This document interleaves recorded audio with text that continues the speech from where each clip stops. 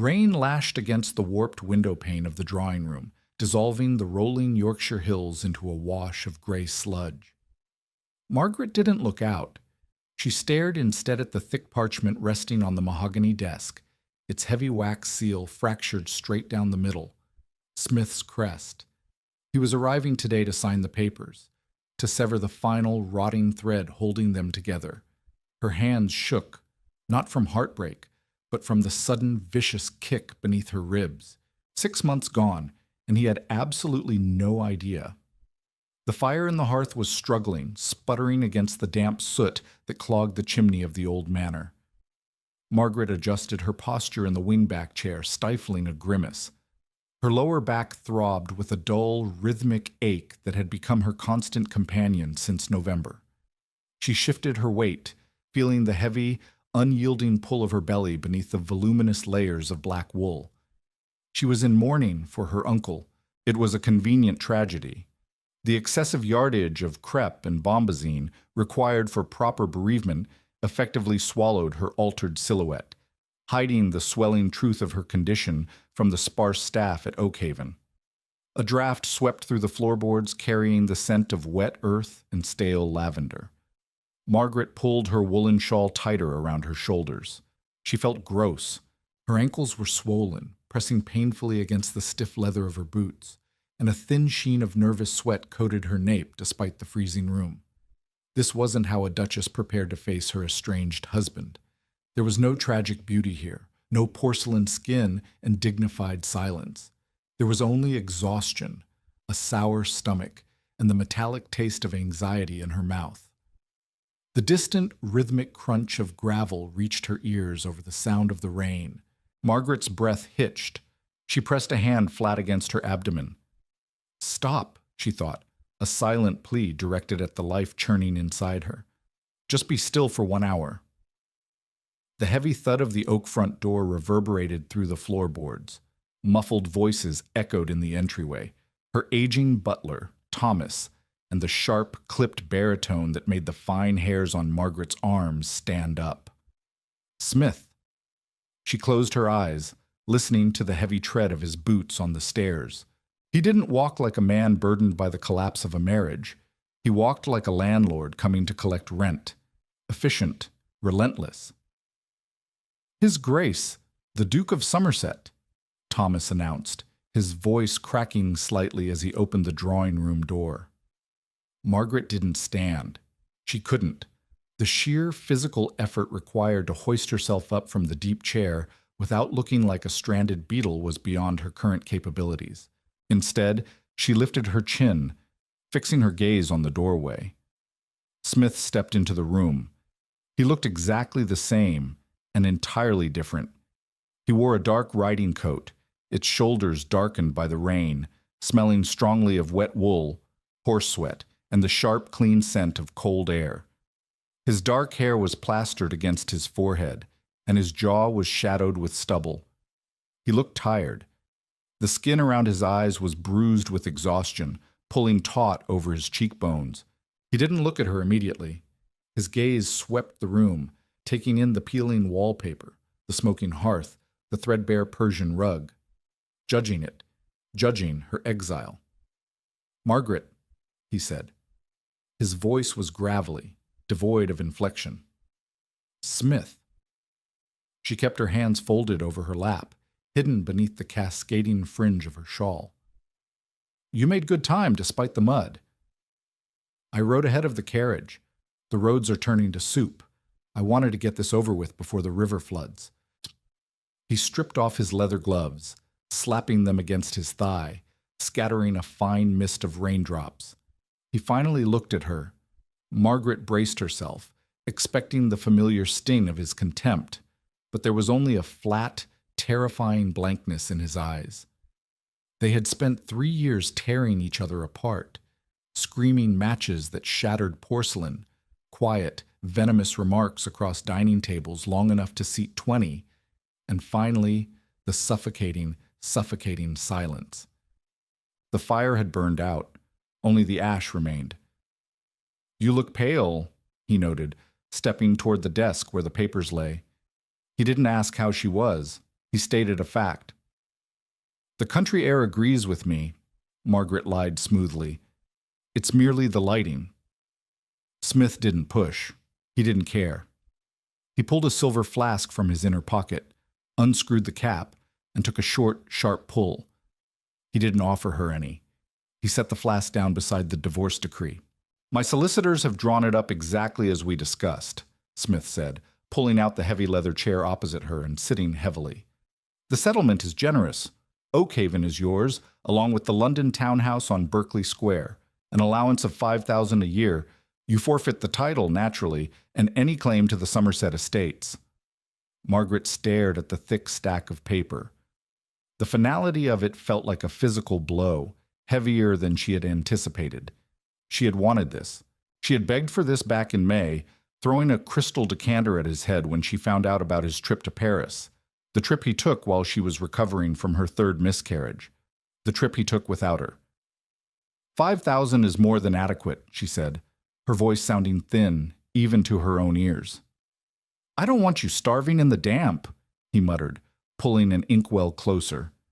He unstoppered it, the sharp scent of iron gall filling the space between them. I just want this done, Margaret. I want to move on. To an heir, she said. The words slipped out before she could bite them back. Bitter, cynical, unnecessary. Smith's hand froze. He looked up slowly, a muscle ticking in his jaw. The blankness fractured, revealing a flicker of the old, familiar resentment. Don't do that, he said, his voice dropping an octave. Don't play the victim. Not today. We both know why we're sitting here. We are toxic to each other. We built a graveyard out of a marriage. Let's just bury it and walk away. Margaret swallowed hard. Her throat clicked audibly in the quiet room. He was right. It was a graveyard. She had buried 3 tiny, unnamed ghosts in the family plot. And now, ironically, miraculously, when the marriage was a rotting corpse, her body had finally decided to hold on. She felt another sharp roll in her abdomen, a heel, perhaps, pressing against her bladder.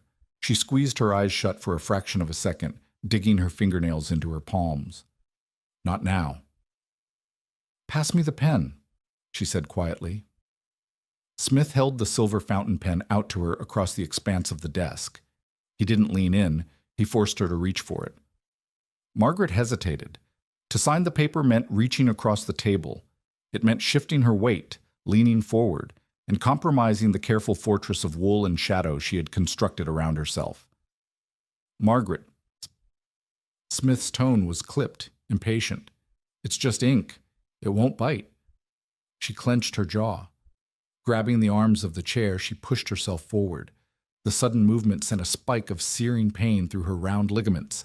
She gasped, a short, sharp sound that she couldn't suppress, and slumped back into the upholstery, her hand flying to her side. Smith frowned, the pen still hovering over the desk. What is wrong with you? Nothing. Margaret panted lightly, trying to breathe through the sudden cramp. The room felt unbearably hot now. The sputtering fire seemed to be baking the air, suffocating her. A cramp. The damp settles in my joints. You are 24, not 80, Smith snapped, though his eyes narrowed, lingering on her face. You're sweating. Have you caught a chill? I am perfectly fine, she hissed, defensive anger flaring. She hated that he was looking at her. She hated the vulnerability of her body, the way it betrayed her at every turn. Just give me the damn pen, Smith. He didn't hand it to her. Instead, he placed it on the parchment and sat back, crossing his arms over his chest. Sign it, then. Margaret took a deep breath, fighting the nausea rolling in her stomach. The metallic smell of the ink was making it worse. She leaned forward again, slower this time. The heavy black wool of her morning gown bunched up around her waist. She reached out, her fingers trembling slightly as they closed around the cold silver barrel of the pen. She dragged the papers toward her. The legal jargon was a blur of black script, irreconcilable differences, annulment of duties, severance of bonds. Read it first, Smith said, watching her intently. I don't want your lawyers crawling out of the woodwork in 6 months claiming you were coerced. I don't care what it says, Margaret muttered, dipping the pen into the inkwell. A drop of black fell onto the mahogany, soaking into the grain. You've bought me off. We both have what we want. Do we? He asked softly. Margaret paused, the nib hovering a millimeter above the signature line. She looked up at him. The sheer exhaustion in his voice had caught her off guard. You want your freedom, she said, her voice dropping to a harsh whisper. You want a clean slate. A new, young, healthy wife who won't bleed out your heirs before they can draw a breath. Smith flinched. It was a microscopic movement, just a tightening of the skin around his eyes, but she saw it. That isn't fair, Margaret. Fair? A bitter, ugly laugh escaped her lips. Fairness left this house a long time ago. You left me in that London bedchamber crying over blood-soaked sheets while you went to France. I couldn't watch it again. Smith's voice cracked like a whip in the small room. He leaned forward, planting his hands flat on the desk. The stoic veneer vanished, replaced by a raw, jagged grief that made Margaret's breath catch. I couldn't watch them carry out another bloody basin, Margaret. I couldn't watch you die a little more every time, and I couldn't stand the way you looked at me afterward, like I was a monster for putting you through it. You were a coward, she spat, her own chest heaving. The baby, agitated by her elevated heart rate, began a frantic drumming against her ribs. Maybe, Smith admitted, his voice dropping to a defeated rasp. He sank back into his chair, rubbing a hand over his face. Maybe I was, but I'm here now, doing the decent thing, setting you free. Setting yourself free, she corrected him. Fine, setting us both free. Just sign the paper, Margaret, please. She looked down at the paper. Margaret Eleanor Harrington, Duchess of Somerset. She would never write that name again. She pressed the nib to the paper. M. A. R. G. A sharp, violent spasm ripped through her abdomen. It wasn't a kick. It was a contraction. Braxton Hicks, the midwife in the village, had called them, but this one was vicious. It stole the breath entirely from her lungs. Margaret dropped the pen. It clattered against the desk, splattering ink across the parchment. She doubled over, clutching her stomach with both hands, a low groan escaping her clenched teeth. The shawl slipped from her shoulders, pooling on the floor. Margaret? Smith stood up, the chair scraping loudly against the wood floor. Margaret, what is it? She couldn't speak. The tightness radiated from her back around to the front, squeezing her like a vice. She turned away from him, curling inward, burying her face in the upholstery of the wingback chair to muffle her breathing. Thomas! Smith shouted toward the door, his footsteps heavy as he rounded the desk. Thomas, get in here! No! Or, Margaret gasped out, forcing herself to sit up, holding a hand out to stop him. No, don't call him. I'm fine. It's passing. Smith stopped a few feet from her. He looked down. Without the thick, draping coverage of the shawl, the cut of her mourning dress did very little to hide the truth. She was slumped backward, her posture defeated, and the solid, undeniable mound of her abdomen pressed taut against the black wool. The silence in the room became absolute. The ticking of the grandfather clock in the hall sounded like hammer blows.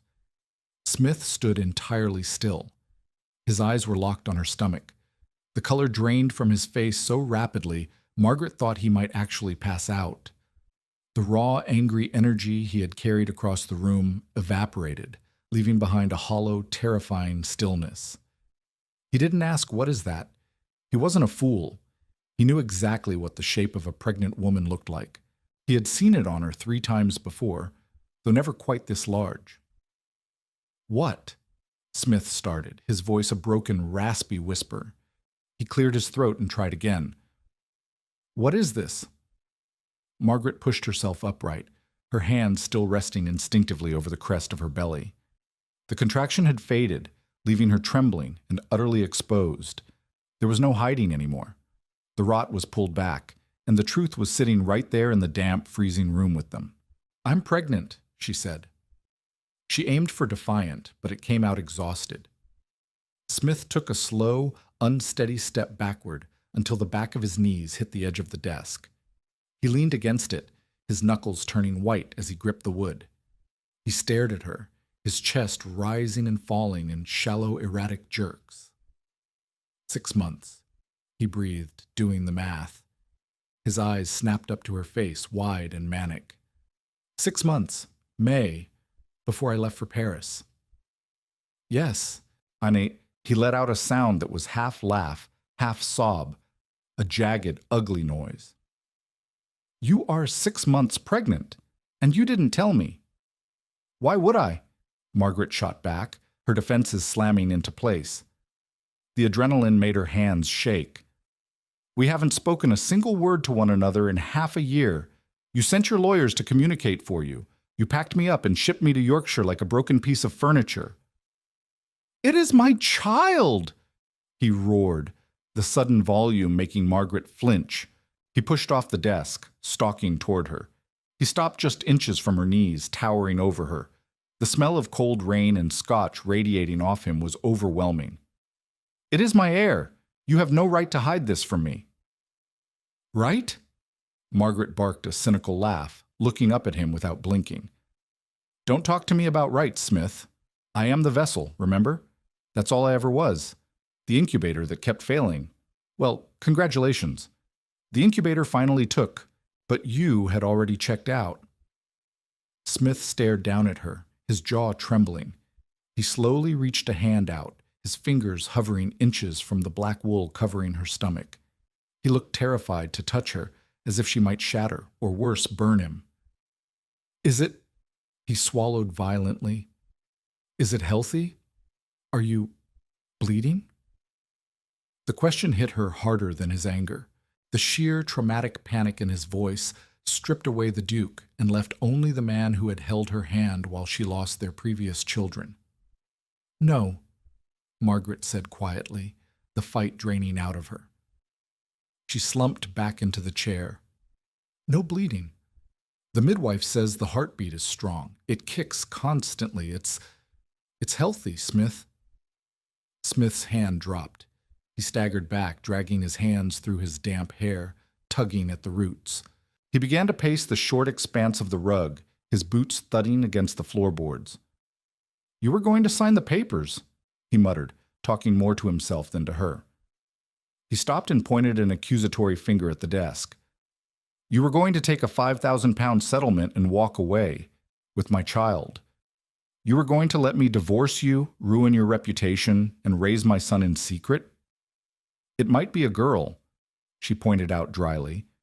"I don't give a damn what it is," he shouted, kicking the heavy mahogany leg of the desk.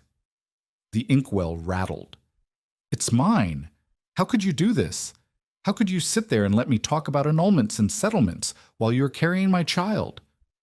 "Because you didn't want me," Margaret yelled back, finally pushing herself to her feet. Her joints screamed in protest, but she stood, planting her feet wide for balance. She met his furious gaze, her own eyes burning, though she refused to cry. "You want an heir, Smith. You never wanted a wife. You couldn't handle the mess of me, the grief, the blood. You ran to Paris because it was easier than looking at a woman who was broken. So I decided to spare you the trouble. You get your clean slate, and I get the child. I wasn't going to let you taint this one with your resentment." Smith flinched as if she had slapped him. He stared at her, the anger slowly draining from his face, replaced by a profound, agonizing devastation. "You think I resent you?" he asked, his voice barely a whisper. "I think you resent my failures," she said plainly, the cynical truth tasting like ash in her mouth. Smith looked away, staring into the sputtering fire. He stood there for a long time, the only sound in the room the harsh drumming of the rain against the glass. The silence stretched, thick and suffocating. The divorce papers lay on the desk, the ink from her dropped pen slowly bleeding across the parchment, obliterating the word irreconcilable. Finally, Smith turned back to her. He didn't look like a duke. He looked like a man who had just watched his entire world view collapse. He walked over to the desk. He didn't say a word. He picked up the heavy silver pen, wiping the ink from the barrel with his bare thumb, not caring about the stain it left on his skin. He grabbed the thick stack of divorce papers. Margaret watched him, her heart hammering against her ribs. "What are you doing?" Smith walked past her, ignoring the question. He stopped in front of the fireplace. With a flick of his wrist, he tossed the entire stack of parchment into the sputtering flames. The dry paper caught instantly. The fire flared bright and hot, illuminating the harsh lines of his face as the wax seal melted and the words burned to ash. "Get your things packed," Smith said, his back still to her as he watched their separation burn. "We are going back to London." Acrid smoke billowed from the fireplace, carrying the sharp chemical scent of melting sealing wax. Margaret stared at the blackening edges of the parchment curling in the flames. Her chest rose and fell in shallow, uneven intervals. He had burned them, just like that. 3 months of agonizing negotiations, the solicitors, the silent carriage rides, the finality she had spent half a year wrapping around herself like a bruised armor, reduced to a pile of gray ash currently floating up the chimney. "I'm not going anywhere," Margaret said. She gripped the armrests of her chair, her knuckles bleached white. "You don't get to march in here, burn my autonomy, and issue orders." Smith turned slowly. The frantic terror from minutes ago had been shoved down, replaced by a cold, rigid authority that Margaret recognized all too well. It was the face he wore when a horse broke its leg and needed shooting, or when a tenant farm went bankrupt. Pragmatic. Absolute. "You are pregnant with the Duke of Somerset's heir," Smith said, his voice flat, though a slight tremor in his fingers betrayed him as he buttoned his damp riding coat. "You're living in a drafty, rotting manor 50 miles from a competent physician. The roads are turning to slurry. You're coming back to Berkeley Square where I can ensure you do not die in a puddle of rainwater. I have a midwife in the village, Mrs. Higgins. She delivered half the county." "Mrs. Higgins is a peasant who likely washes her hands in a horse trough," Smith snapped, stepping toward her. He didn't yell this time. He didn't have to. The quiet intensity in his baritone was infinitely more suffocating. "You are packing a trunk, Margaret. If you refuse to walk to the carriage, I will have Thomas help me carry you down the stairs. Do not test my resolve today. I do not have the stomach for it." He meant it. The sheer, terrifying stubbornness in his dark eyes left absolutely no room for debate. Margaret swallowed the bitter taste of defeat. Her lower back was throbbing again, a dull, rhythmic ache that promised misery. She was tired. The adrenaline crash was hitting her hard, making her limbs feel like lead. The thought of fighting him physically was exhausting. 2 hours later, she was wedged into the corner of the Somerset-crested carriage. The rain had intensified, drumming a relentless, chaotic beat against the lacquered roof. Inside, the air was thick, smelling of damp leather, Smith's wet wool coat, and the faint, sour tang of her own nausea. The carriage jolted violently as the wheel caught a deep rut in the mud. Margaret gasped, her hands flying to the sides of her swollen belly. Pain, sharp and immediate, flared in her pelvis. Smith, sitting rigidly on the opposite bench, lunged forward. His hands hovered over her knees, his face pale in the dim light filtering through the rain-streaked glass. "Are you all right? Are you bleeding?" "Stop asking me if I'm bleeding," she hissed through gritted teeth, squeezing her eyes shut until the ache subsided to a dull throb. "It's a rut, Smith. The baby bounces when the carriage bounces. It is deeply unpleasant, but I am not dying." He slowly withdrew his hands, sinking back against the squabs. He looked out the window, his jaw clenched so tightly the muscle jumped beneath his skin. "I told the driver to keep a steady pace. He's driving like a damn drunkard. He's driving through a foot of Yorkshire mud. You are the one who insisted on leaving today." "I insisted on getting you to a sterile environment," he muttered, running a hand over his face. He looked ragged. The stoic Duke had completely unraveled. He kept glancing at her midsection, his eyes darting down and then quickly snapping away, as if looking directly at her pregnancy was like staring into an eclipse. "You haven't asked," Margaret said quietly, the rhythmic creak of the leather harnesses filling the silence between them. Smith looked at her. "Asked what?" "If it's a boy." "I don't care." The response was immediate, sharp, and defensive. Margaret let out a short, cynical breath. "Of course you care. It's the entire point of my existence, isn't it? The heir, the spare, the legacy." "Stop it," Smith warned, his voice dropping dangerously low. "Stop talking like that. You think you know everything I'm feeling right now, Margaret, but you don't have a clue. I watched you bleed out 3 times. I watched you turn into a ghost. You think I care about a title right now? I am trying to keep you alive. You left." The words hung in the suffocating air of the carriage. They were the truest, ugliest things she could say. Smith's face hardened. He looked away, staring into the gray sludge of the passing landscape. He didn't defend himself. He couldn't. "I know," he said softly, the sound almost lost under the drumming rain. "I know." The rest of the journey to London took 3 agonizing days. They stopped at roadside inns where Smith bullied innkeepers into giving up their best rooms, demanding extra fires, boiling water, and fresh linens. He stood guard outside her door like a rabid dog. He wouldn't let her carry so much as a teacup. It wasn't affection. It was an aggressive, terrifying overcompensation.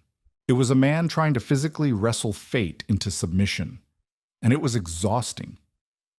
The London townhouse smelled exactly as Margaret remembered, a cloying mixture of beeswax, expensive dust, and heavy, forced air heating. When Thomas opened the grand front doors, the shock on the faces of the staff was palpable. They had seen the Duchess sent away in disgrace, or what society assumed was disgrace. Now she was returning, heavily pregnant, leaning heavily on the Duke's arm. Smith didn't give them time to gawk. "Fetch Mrs. Gable," he barked at a stunned footman. "Have the green suite on the first floor prepared immediately. Light every fire, and send someone to Harley Street. I want Dr. Chadwick here within the hour." Margaret stopped dead in the foyer. Her boots squeaked against the black and white marble tiles. She pulled her arm free from Smith's grip. "The green suite?" she repeated, her heart rate spiking, sending a rush of cold sweat down her spine. "No, Smith turned back, impatient. "It has the fewest stairs, Margaret. You shouldn't be climbing." "I said no." Her voice cracked. The green suite, the room with the heavy velvet curtains where she had been confined during her second pregnancy. The room where the blood had soaked through 3 layers of mattress ticking, the smell of copper so thick in the air she had vomited off the side of the bed. Smith looked at her, annoyance flashing across his features before comprehension finally dawned. He saw the panic rising in her chest, the way her breathing had suddenly gone shallow. The color drained from his face. He remembered. Of course he remembered. He swallowed hard, his Adam's apple bobbing. He turned back to the terrified footman.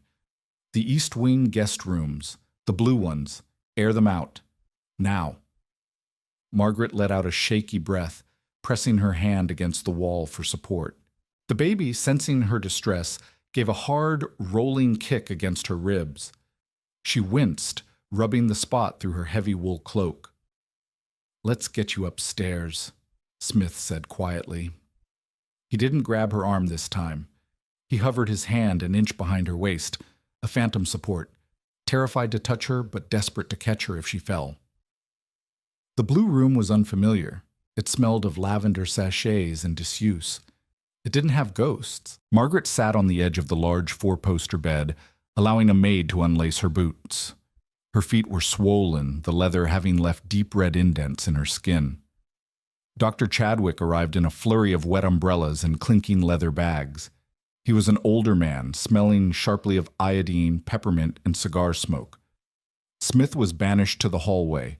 Margaret heard him pacing, the heavy thud of his boots tracking back and forth across the hardwood, Chadwick's hands were freezing as he pressed them against her bare abdomen, measuring the fundal height, listening through his wooden stethoscope. "Strong heartbeat," the doctor murmured, his bushy eyebrows furrowed in concentration. "Very active, but you're carrying low, Your Grace, and your blood pressure is concerning. The journey from Yorkshire was ill-advised." "I didn't have a choice," Margaret muttered, staring at the ornate plasterwork on the ceiling. "You have a choice now," Chadwick said sternly, pulling the blankets back up over her. "Complete bed rest. You're not to navigate stairs. You're to remain horizontal for the majority of the day. The previous complications make this a precarious trimester. Your body is under immense strain." When Smith was allowed back into the room, he looked like a man walking to his own execution. Chadwick delivered the verdict. Bed rest, stress reduction, no sudden movements. Smith nodded once, his face an impenetrable mask of stoicism. He escorted the doctor out, paying him handsomely, and then returned, closing the heavy mahogany door behind him with a soft click. He stood at the foot of the bed, staring at her. She looked small amidst the mountain of white pillows, her dark hair a tangled mess against the linens. "Bed rest," he repeated. "I heard him," Margaret said wearily, turning her head to look out the window. The London fog was rolling in, thick and suffocating. "I will have the staff bring up a dining table. I'll work from the sitting room next door. You won't be left alone." "Smith," she sighed, closing her eyes. "I don't need a warden." "You need to stay alive," he snapped, the mask cracking. He gripped one of the bedposts, his knuckles white. "You think you can just banish me? You think I'm going to sit in my club sipping brandy while you lay here? I missed 6 months of this. I am not missing the rest." "You missed 6 months because you didn't want to look at me," she fired back, the resentment flaring hot and fast. She pulled herself up against the pillows, wincing at the pull in her lower back. "Don't pretend this is about devotion. This is about guilt. You feel guilty that you abandoned me, and now you are trying to suffocate me with supervision to make up for it." "Of course it's guilt," he shouted, throwing his hands up. The outburst echoed off the high ceilings. He began to pace again, rubbing the back of his neck. "I am drowning in it, Margaret. I wake up every day hating myself, but I can't undo it. I can only do this. I can only sit outside that door and make sure you don't bleed to death while I'm not looking." The sheer ugly honesty of it stunned her into silence. He wasn't playing the stoic duke anymore. He was raw, bleeding out his own kind of grief on the carpet. Margaret looked down at her hands, the gold of her wedding band catching the dim light. She hadn't taken it off. She had meant to, a dozen times, but her fingers had swelled in the 4th month, and it was stuck. A physical trap. "Just sit down," she whispered. Smith stopped pacing. He looked at her, wary, before pulling a heavy velvet chair to the side of the bed. He sat heavily, resting his elbows on his knees, staring at the floor. The scent of his damp wool coat and the faint smell of scotch wafted over her. They sat in silence as the afternoon faded into a murky London evening. The fire cracked in the hearth. It wasn't peace. It was a ceasefire. The 3rd week of January brought a bitter, biting cold that frosted the windows of the townhouse from the inside. Margaret hated the bed. It felt like a coffin made of down feathers. Her days blurred into a monotonous cycle of tepid broth, the ticking of the mantel clock, and the suffocating presence of her husband. Smith was true to his word. He worked from a small writing desk he had moved into the corner of her bedroom. He took his meals with her. He read the Times aloud to her, his voice a low, steady rumble that she stubbornly refused to admit she found soothing. He didn't try to touch her, and they didn't talk about the past. They existed in a fragile, terrifying bubble of anticipation. Then came the Tuesday morning. Margaret woke to a sharp, violent cramp that wrapped around her lower back and squeezed her abdomen with the force of a vice. She gasped, her eyes snapping open in the dim light. The room was freezing. The fire had died down to embers. "Braxton Hicks," she told herself, gritting her teeth. It's just a false labor. Drink some water. Breathe.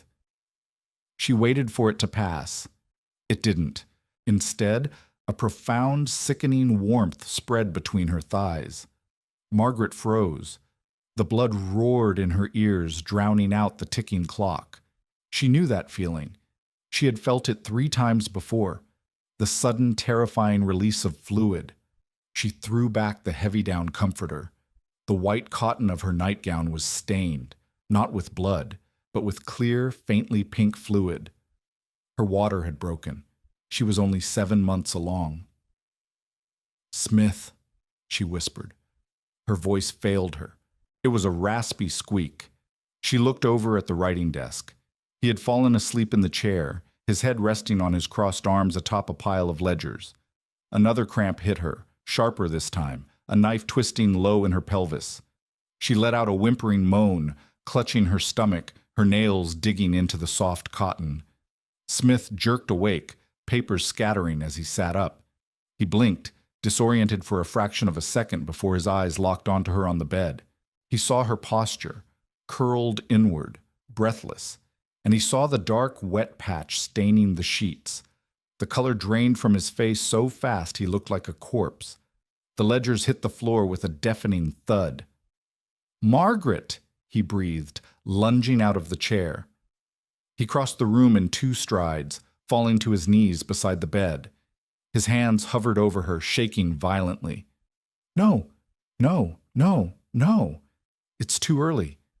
It's too early. It's broken," she sobbed, the panic finally breaking through her cynical armor. The terror was a physical weight crushing her chest.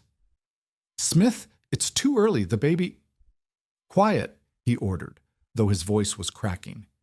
He grabbed the bell pull hanging by the bed and yanked it so hard the velvet rope tore from the ceiling fixture. "Help! Mrs. Gable! Get the doctor!" He roared toward the closed door, the sound tearing from his throat, raw and panicked.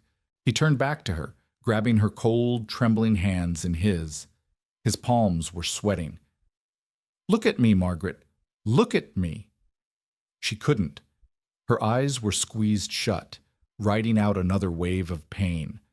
The contractions were coming fast, stacking on top of each other with brutal efficiency. "Smith, it hurts!" she gasped out, tossing her head against the pillows. The smell of her own sweat and the metallic tang of fear filled her nose. "I know," he choked out. He leaned over her, pressing his forehead against hers.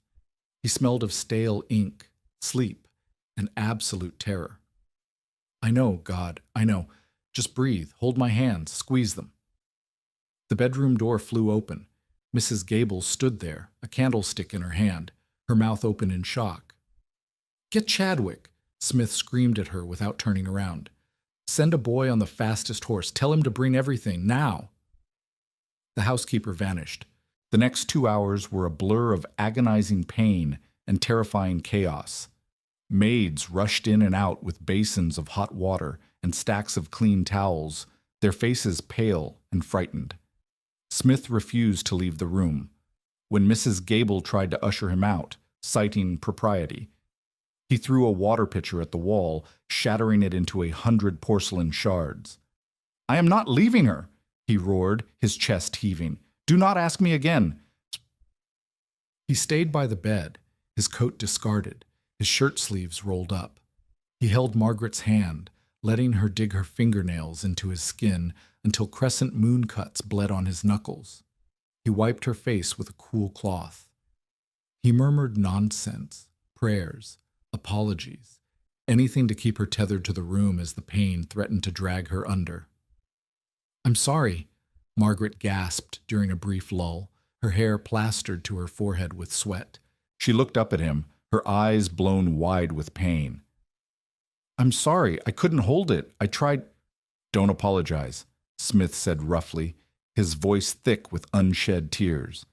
He brushed a wet lock of hair from her cheek, his hand trembling. "Do not apologize to me. You are doing perfectly. You are so strong, Margaret. Just hold on. The doctor is coming." Dr. Chadwick arrived, looking disheveled, his overcoat hastily thrown over his nightshirt, The room smelled of hot water, sweat, and fear. He examined her quickly, his face grim. He pulled Smith aside, but the room was too quiet. Margaret heard every word. "She is fully dilated, Your Grace," Chadwick said in a hushed, urgent tone. "The child is coming, but at 7 months, the lungs are weak. You must prepare yourself. And the bleeding? Her uterus is tired. There's a high risk of hemorrhage." Smith grabbed the lapels of the doctor's coat, hauling the older man up onto his toes. The Duke's face was a mask of feral, desperate rage. "You save her," Smith snarled, his breath hitting the doctor's face. "Do you hear me? If you have to choose, you save my wife. I don't give a damn about the heir. You save Margaret." Margaret stared at the ceiling, the words washing over her. "You save my wife." Another contraction hit, ripping through her spine. She screamed, an ugly guttural sound that tore her throat. Smith dropped the doctor and rushed back to her side, grabbing her hands. "I'm here," he said fiercely, his eyes locking onto hers. "I'm right here. I'm not leaving. Push, Margaret, push." The physical agony was blinding. It was a fire tearing through her pelvis, a pressure so immense she felt like her bones were snapping. She squeezed Smith's hands, bearing down with everything she had left, screaming until her voice gave out, replaced by a harsh, rattling wheeze. "Again, Your Grace," Chadwick ordered from the foot of the bed, his arms slick with fluid. "The head is here. One more push." Margaret sobbed, shaking her head. "I can't. Smith, I have nothing left." "Yes, you do," Smith pleaded, leaning down, pressing his face against her neck.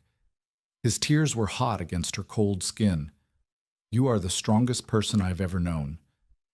Do it for yourself, Maggie. Just one more." Maggie. He hadn't called her that since the first year of their marriage. She took a ragged, sobbing breath, closed her eyes, and pushed with a feral, agonizing groan. There was a sickening feeling of sliding pressure, a sudden wet release, and then silence. The absolute terrifying absence of sound. Margaret slumped back against the pillows, her chest heaving, staring at the ceiling. The room was completely still. There was no crying. Smith slowly stood up, looking toward the foot of the bed. His face was gray. "Doctor." "Chadwick?" Smith whispered, the sound cracking down the middle. The doctor was bent over a small table, working furiously with a tiny towel. The smell of copper hit the air, thick and metallic, the familiar smell of failure. Margaret closed her eyes, a single tear cutting through the sweat on her cheek. Not again. She felt Smith's weight shift on the mattress. He sat beside her, gathering her upper body into his arms, burying his face in her damp hair, his shoulders shaking as a silent, masculine sob racked his frame. Then, a sound. A tiny, wet, furious cough, followed by a thin, reedy wail that pierced the stifling air of the bedroom like a siren. Smith's head snapped up.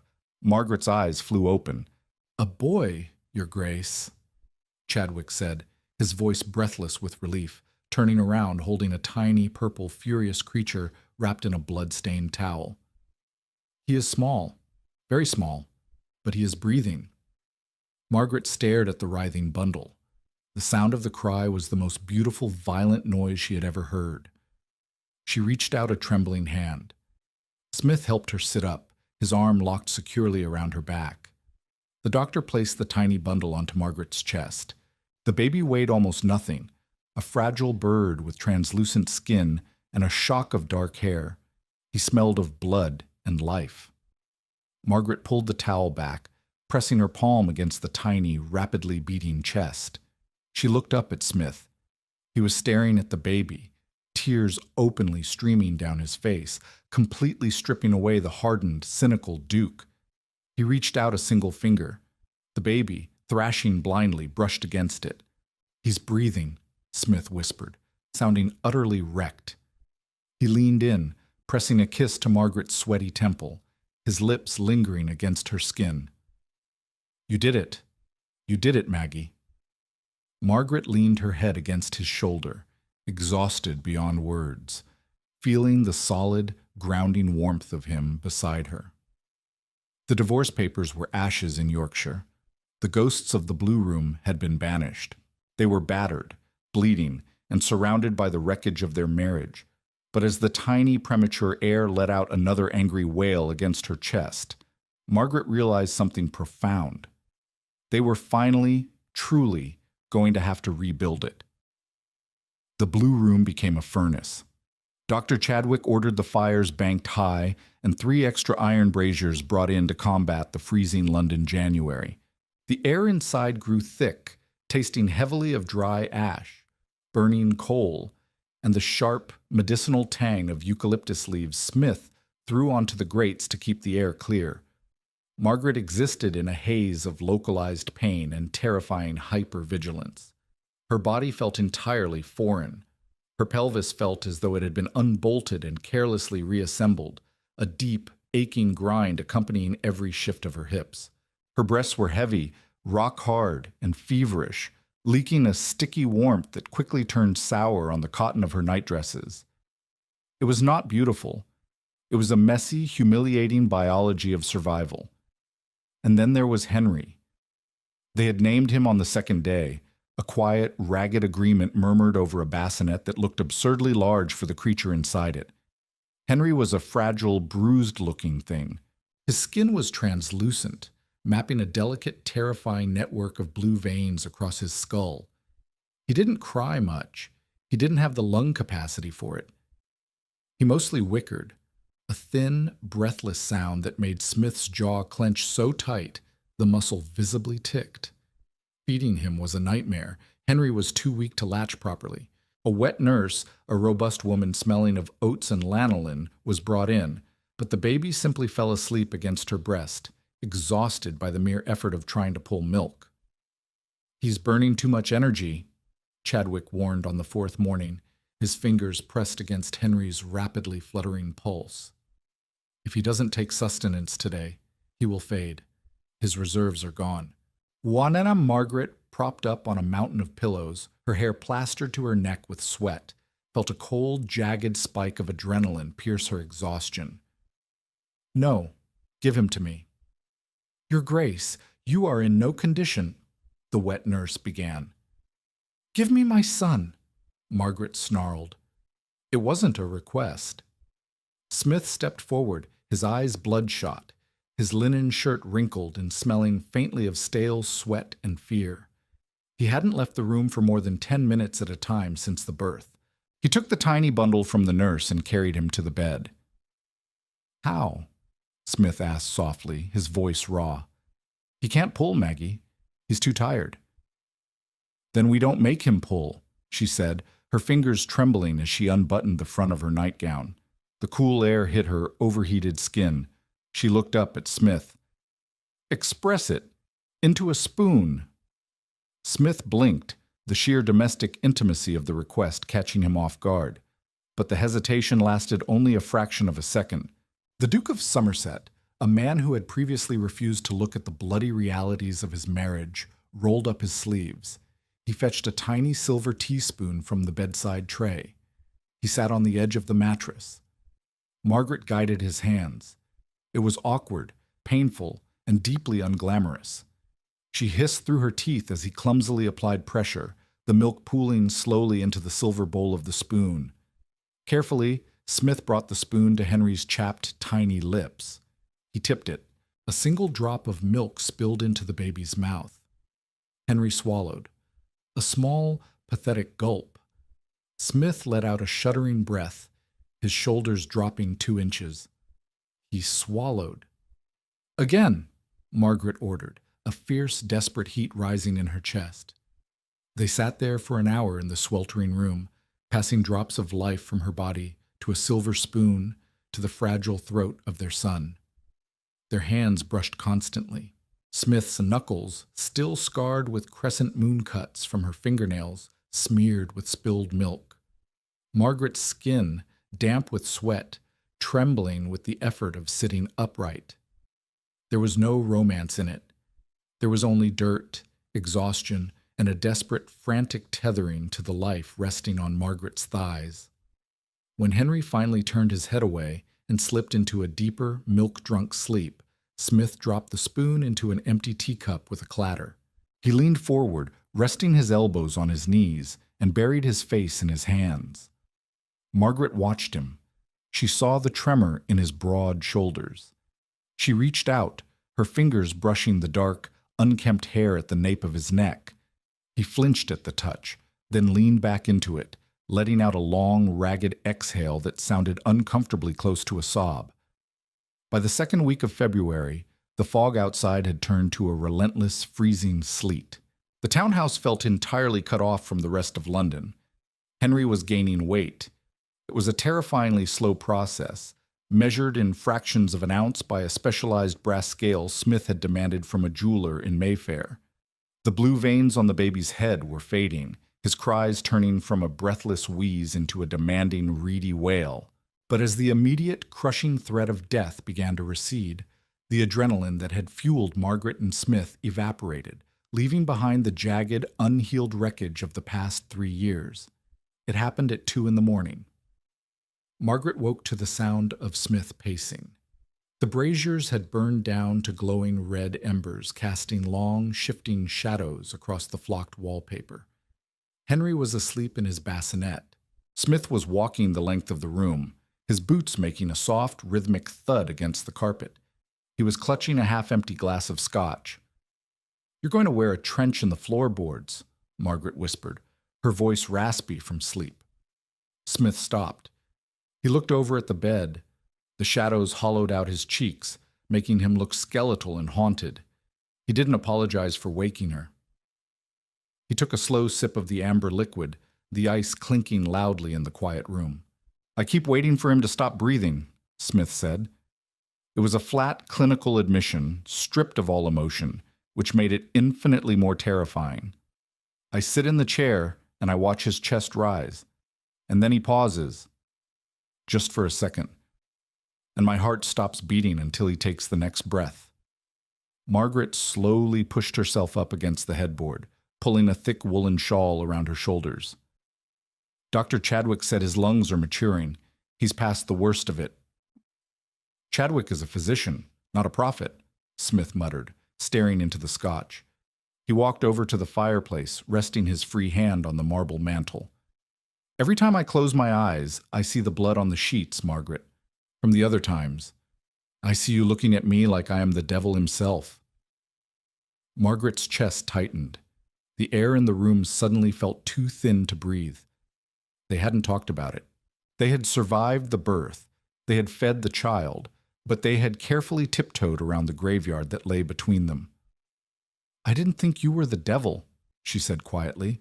"I thought you were a coward." Smith flinched. He set the glass down on the mantel with a sharp clack. "I was." "You couldn't fix it," Margaret continued, her voice gaining a cynical, necessary edge. "You're a duke. You're used to throwing money or authority at a problem until it resolves. But you couldn't buy a heartbeat for those babies. And you couldn't stand being useless. So you left me to drown in it alone." Smith turned to face her. The firelight caught the raw, wet sheen in his eyes. He didn't step toward the bed. He stayed anchored to the hearth, as if afraid his proximity might contaminate her. "I didn't leave because I couldn't fix the babies," he said, his voice dropping to a harsh, gravelly whisper. "I left because I was killing you." And Margaret frowned, her brow furrowing. "What?" "Every time I touched you, you ended up bleeding," he spat, the self-loathing finally bubbling to the surface, toxic and scalding. He gripped the edge of the mantel until his knuckles turned bone white. "I put those children in you, and your body rejected them, and every single time you lost a piece of yourself. You were disappearing, Margaret. You were becoming a ghost. I couldn't look at you because looking at you meant acknowledging that I was the one doing it. My legacy was destroying you." Margaret stared at him, stunned. The sheer arrogance of his guilt was staggering, but beneath it lay a bruised, desperate logic that she had never considered. He hadn't gone to Paris to escape her grief. He had gone to Paris to remove the weapon, himself. "So you decided to divorce me," she said, testing the weight of the realization. "To save me from yourself." "I wanted to set you free," he admitted, his chest heaving with shallow breaths. "I wanted you to go to Yorkshire, recover, and live a life where you weren't constantly preparing a nursery for a corpse." "You colossal idiot," Margaret breathed. Smith blinked, thrown by the sudden venom in her tone. She threw the blankets off her legs, ignoring the sharp pull in her pelvis, and swung her feet out of bed. She stood up. Her legs were shaky, her center of gravity entirely different now that her stomach was empty, but she walked across the room. The floorboards were freezing against her bare feet. She stopped 2 feet from him. She could smell the peat of the scotch, the sharp scent of his anxiety, and the familiar grounding smell of wool and rain that always clung to him. "You don't get to make my sacrifices for me," she said, looking up into his bloodshot eyes. "You don't get to decide what I can and cannot endure. I wanted those babies just as much as you did. I bled for them. I grieved for them. And when you left, you didn't save me. You just made the grief lonely." Smith closed his eyes, a grimace of pure agony twisting his features. A single tear slipped free, tracking down the stubble on his jaw. "I'm sorry. God, Maggie, I am so sorry." "I know," she said quietly. She reached out, her palm flattening against his chest, right over his heart. It was beating violently, a frantic, terrified rhythm beneath the fine linen of his shirt. "You've proven that over the last month. You stayed." He opened his eyes, looking down at her hand, then up at her face. "I'm never leaving again. If you want me to sleep in the hall for the rest of our lives, I will. But I am not leaving." "The hall is drafty," Margaret said, a weary, cynical half-smile pulling at the corner of her mouth. She dropped her hand. "Come to bed, Smith. He's breathing. And so are we." Spring arrived in late March, melting the soot-stained snow off the roofs of Berkeley Square. The heavy velvet curtains in the blue room were finally drawn back, allowing the pale, watery London sunlight to wash across the carpet. The braziers had been removed. The oppressive, stifling heat was replaced by the crisp, cool scent of damp earth and blooming wet stone from the streets below. Margaret stood by the window, a cup of weak tea in her hands. She wore a simple morning gown of slate blue, the heavy black bombazine morning dresses having been quietly packed away by Mrs. Gable. She looked different. The exhaustion was still there, carving subtle shadows beneath her cheekbones, but the brittle porcelain fragility had vanished. She felt grounded, solid. A sharp, demanding cry rose from the center of the room. Margaret didn't flinch. She simply turned and watched as Smith, already dressed in a tailored charcoal suit for a morning at Parliament, quickly abandoned his briefcase on the sofa. He crossed the room to the large, sturdy mahogany crib that had replaced the precarious bassinet. He reached in, lifting Henry out with a practiced, easy confidence that still made Margaret's throat tight. Henry was a completely different child. The translucent fragility had been replaced by a solid, warm density. He had Smith's dark hair and Margaret's stubborn, cynical set of the jaw. He was a survivor, and he demanded to be known. I know, Smith murmured, bouncing the boy gently against his shoulder, patting his back with a large, heavy hand. The baby immediately quieted, gnawing aggressively on the lapel of Smith's expensive coat. "He's hungry again. He's eating me out of house and home." "He's making up for lost time," Margaret said, walking over to them. She stopped beside Smith. They fit together differently now. The jagged defensive edges had been worn down by sleep deprivation, shared terror, and the gritty, unromantic reality of keeping a human being alive. There were no sweeping declarations of eternal romance, no poetic metaphors about souls entwining. It was a love forged in blood, ash, and sour milk. It was imperfect. It was real. Smith turned his head, his lips brushing against Margaret's temple. "I have the solicitor coming this afternoon." Margaret's hands tightened slightly around her teacup. The words still carried a phantom sting. "Oh?" "Not for that," Smith clarified immediately, sensing the shift in her posture. He shifted Henry to his other arm, wrapping his free hand around Margaret's waist, pulling her flush against his side. The solid warmth of him was deeply reassuring. "To amend the will, to register Henry officially, and to dissolve the separation agreements entirely. I want the paperwork burned, officially this time." "You already burned it in Yorkshire," she reminded him dryly, "along with a perfectly good Persian rug, if I recall." Smith let out a low, genuine laugh. It was a sound she hadn't heard in years, rich, deep, and unburdened. "I'll buy you a new rug. I'll buy you 100 rugs." "I don't want rugs," Margaret said, looking down at the heavy gold ring stuck on her finger. The swelling had gone down weeks ago, but she had never taken it off. She didn't intend to. "I just want you to come home for dinner."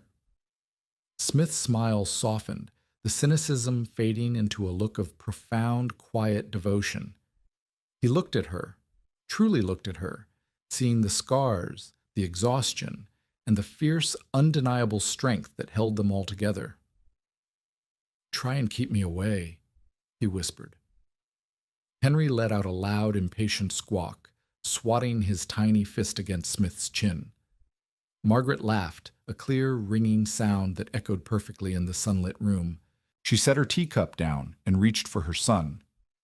The Duke of Somerset surrendered his heir without a fight, stepping back to watch his wife cradle the impossible life they had built from the ashes. The fire was out, the rot was cleared, and on the solid, muddy ground they had fought so viciously to claim, they finally began to grow. If you found yourself captivated by Margaret and Smith's gritty, hard-won journey from the ashes of a broken marriage, please hit that like button to let us know. Storytelling like this thrives on your support. Share this video with fellow historical romance fans who crave real, deeply human drama over fairy tale perfection. Don't forget to subscribe and ring the notification bell so you never miss a chapter of our original audio stories. Drop a comment below.